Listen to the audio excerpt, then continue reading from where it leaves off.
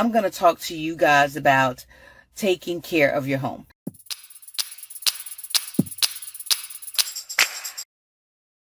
Good evening, Facebook family. Tami Goodwin here.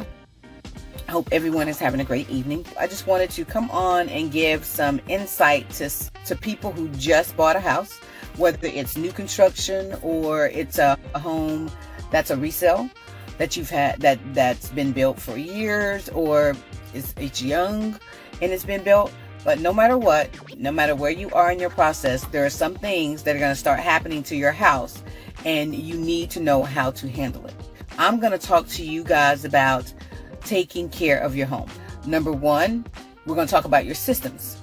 So that's your heating, your air, your hot water heater, and we're also going to talk about the electrical and the plumbing. The first one, let's talk about your heating unit. You should have those serviced every year. You should have them serviced every year. It is really, really important for you to do that, because when you do that, you increase the life of your system. The second thing that I talked about was, so you have your heating, your air, you have your hot water heater. This is what I recommend. You can do what you want, but if you're in a house and you're going to stay in the house and you are at the point of where you need to change your hot water heater, I highly recommend that you change to a tankless unit. I highly recommend it. It's not that much more expensive, but boy, oh boy, it's a space saver, and you don't have to worry about your hot water heater exploding and leaking and none of that. Next thing you want to check, this is a big one, and I didn't say this before, but your roof, because the roof is very important. You want to make sure that you check your roof. You want to make sure that your roof is in good condition. Another thing I'm going to add on there. Another thing you need to be watching out for in your house. Your windows. Your windows are important. And boy, depending on how many windows you got, it can get expensive. But you do not have to change all the windows at the same time. You don't have to change them all at the same time. You can change them in stages. So, we've worked on the heating, we've worked on the air, we've worked on the roof, we've worked on the windows. Now, let's get down to our electrical and our plumbing. So we'll start with the electrical.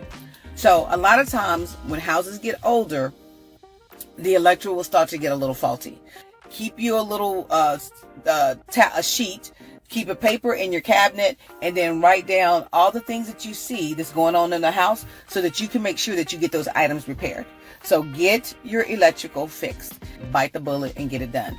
It's going to cost you, the electrical going to cost you about $6,000. The plumbing is going to cost you about $6,000. But you need to get it done.